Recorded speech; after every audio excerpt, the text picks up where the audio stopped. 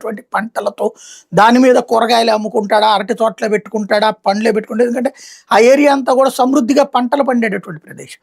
అలాంటి చోట్లను ఏడాది పొడుగున 3-4 లక్షల రూపాయల ఆదాయంతో కుటుంబాన్ని మీద పోషించుకునేటటువంటి రైతు ఒక్కసారిగా తన భూమిని ఇచ్చేసి 10 పైసలు చేతిలో లేకుండా ఏడాదికోసారి ఓ 25,000 రూపాయలు ప్రభుత్వం విధించే డబ్బులతో ఏడాదంతా బ్రతకడం ఎలా సాధ్యం అన్నటువంటిదే ఇక్కడ ఇప్పటిదాకా ఎదురైన సమస్య. ఇప్పుడు మళ్ళీ ఆ సమస్యని కొత్తగా ఇంకొక 30,000 ఎకరాలకి, లేకపోతే ఇప్పుడు 16,000 ఎకరాలు అంటున్నారు, 16,000 ఎకరాల రైతులకు తీసుకుని వస్తే ఏంటి వాళ్ళ జీవితం అన్నటువంటి కన్ఫ్యూజన్ని మరింత పెంచుతున్నది ఇప్పుడు తాజాగా చెప్తున్నటువంటి ఈ మాటలు.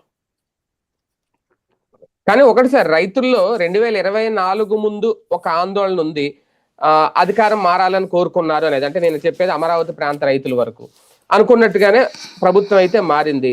ఇప్పుడు మళ్ళీ అవకాశం ఇంకోసారి తీసుకోవాలి అంటే ఇప్పుడు దీనికి చట్టబద్ధత కల్పించేస్తే రిలాక్స్ అయిపోతారా, లేదు 3 ఏళ్ళు నాంచిన తర్వాత అప్పుడేమన్నా ఆలోచిస్తుందా? అంత సమయం ఉందా? చట్ట సవరణ ఎప్పుడైనా చేయొచ్చా?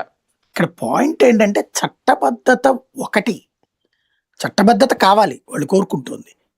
చట్టబద్ధతతో పాటు ప్లేస్, ఇప్పుడు ప్రభుత్వమైనా లేకపోతే అందరూ కోరుకునేది బెజవాడ, గుంటూరు అన్నిటితో కలిపిన రాజధాని.